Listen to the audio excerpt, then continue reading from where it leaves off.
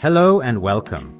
I'm Dr. SeyedMostafa Safavi, and you're listening to our podcast series on deep learning for intrusion detection. In this series, we explore how cutting-edge AI techniques are reshaping the way we detect and respond to cybersecurity threats. This podcast is produced with the valuable support of Alicia Tan, who has been instrumental in coordinating and preparing each episode. Now, let's get started and dive into today's topic.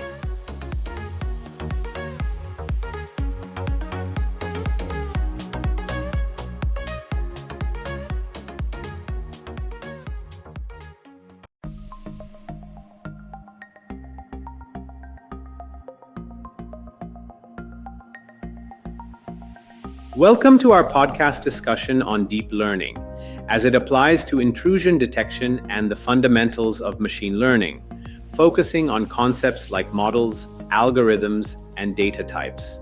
I'm really excited to dig into these ideas. So, where should we start? Let's kick things off by exploring what machine learning actually is. According to Arthur Samuel and the core ideas behind ML, it's about giving computers the ability to learn from examples rather than relying on explicitly programmed instructions. Essentially, you feed it data, and the system figures out patterns on its own. Right. So instead of telling the computer how to solve every little problem step by step, you give it examples, and it generalizes from there. Exactly. It's like teaching someone to ride a bike by letting them practice rather than explaining every muscle movement. And that basic idea has shaped everything from spam filtering to product recommendations. That makes a lot of sense. And we see ML everywhere these days, especially in applications like credit card fraud detection, as the content points out. Absolutely. And another key point is the contrast between machine learning and traditional software. Traditional software follows clear instructions, while ML systems learn patterns from data. This creates an adaptive approach that's especially useful when dealing with complex data like video or sound. So in a way, ML is more flexible than traditional coding, right? It can handle a lot of variability in data. Right. It's like if you were customizing a recipe versus following a strict formula. ML systems adapt based on what they've experienced. I'm also intrigued by the relationship between AI and machine learning that was mentioned. Yes, that's a great point. Machine learning is actually a subset of artificial intelligence.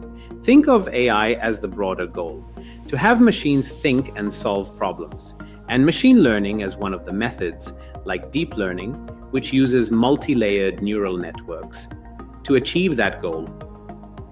And then there are specialized tasks like computer vision and natural language processing, which use these ML techniques. That reminds me, there's a neat historical perspective mentioned regarding the evolution of these ideas. It's fascinating how far technology has come since those early days. Totally. The brief history of AI and ML shows a progression from simple pattern recognition to advanced systems that power our everyday products. It's like we're living in a world that was once only imagined in sci-fi. Yeah, and this explosion of data has really pushed everything forward, hasn't it? With sensors everywhere and constant internet connectivity. Exactly. The massive volumes of data we generate today make machine learning not just useful, but necessary. Imagine trying to manually process information coming in from every sensor and device around you. ML automates that process remarkably well. Speaking of data, the content also dives into data terminology, which is crucial to understanding ML. Right. It emphasizes how data can come in many forms, from text and images to sounds and videos. And it highlights differences like structured versus unstructured data.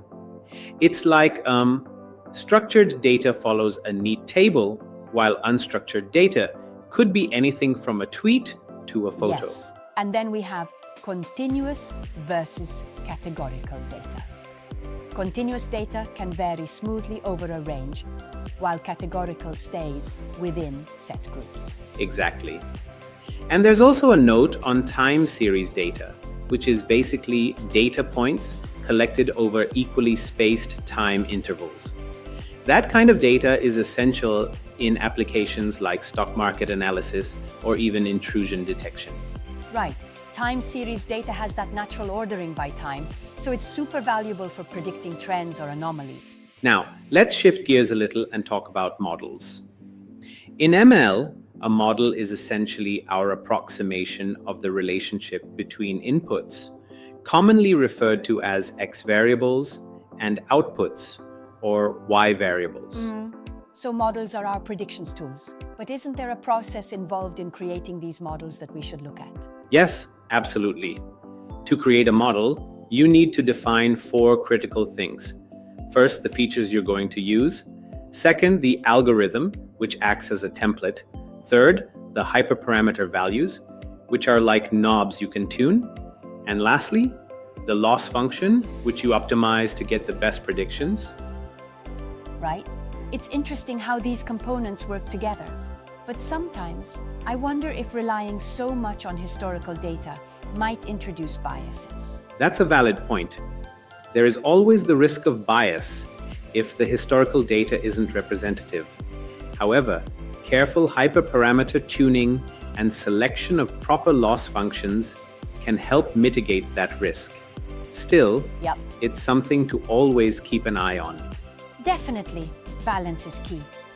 Now, what about the different types of machine learning? We've got supervised, unsupervised, and reinforcement learning. Right.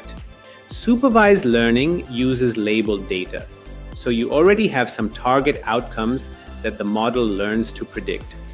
Unsupervised learning, on the other hand, deals with unlabeled data and focuses on uncovering inherent structures or clusters within the data. And then there's reinforcement learning, which is more about learning through trial and error, much like learning to play a game. That sounds fascinating, like teaching a robot to play tennis by rewarding it for good moves. Exactly. It's exactly like that. With reinforcement learning, the system interacts with an environment and learns strategies over time by receiving rewards or penalties for its actions. But don't you think that supervised learning has its limitations, especially when it comes to the complexity of real-world tasks? I can see where you're coming from.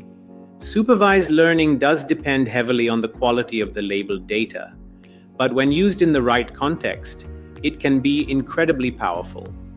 It's a trade-off we constantly negotiate in ML projects. That's true.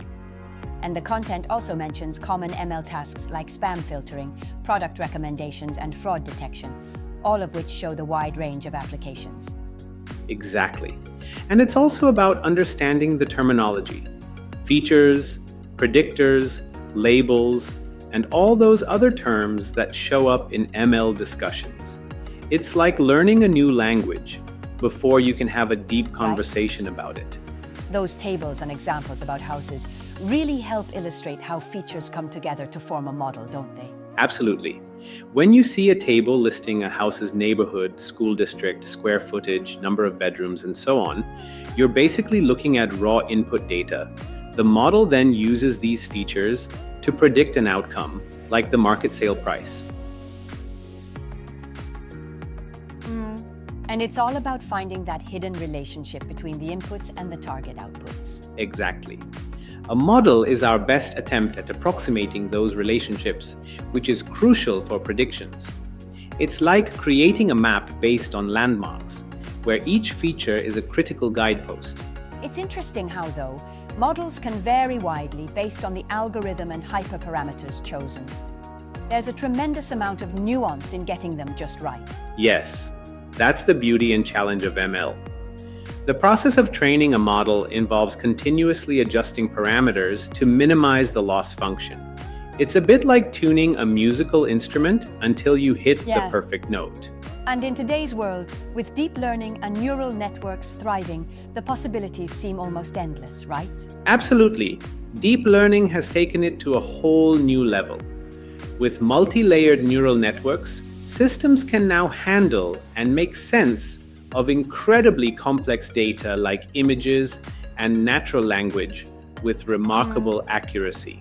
I also noticed that the content touches on how these advancements are being applied in intrusion detection. That's fascinating because it shows ML's direct impact on cybersecurity. Yes, indeed. Deep learning models are being adapted for detecting anomalies in network behavior, which is paramount for preventing intrusions. It's like having an ever-watchful, intelligent guard that learns from each threat encountered. Right. But I have to ask, do you think there might be challenges in using deep learning for something as volatile as intrusion detection? Sometimes these models can be a bit overcomplicated or too rigid in fast-changing environments. That's a fair critique. Deep learning models do require vast amounts of data and computational power, and tuning them for ever-evolving threats can be challenging. However, with continuous learning and adaptation, they offer a promising solution to stay a step ahead of cyber adversaries. Yep, it sounds like a balancing act, getting the model precise enough to catch intrusions without overwhelming it with noise. Precisely. And that's why understanding ML fundamentals, like data types and model creation, is so important. When you know your features, your algorithms, and your loss functions inside out, you're better equipped to tackle real-world problems, including cybersecurity threats. This conversation really underscores how interconnected all these aspects are, from data processing and terminology to algorithm selection and model tuning. Exactly, it's like a symphony of concepts all working together. And while there are inherent challenges, also there's a lot of excitement about where these methods can take us next. I feel like every time we discuss ML, there's always a fresh perspective to consider. Thanks for unpacking these ideas so clearly. Anytime. It's been a pleasure diving into the nuances of machine learning and deep learning for intrusion detection with you. Here's to more exciting innovations and discussions in the future.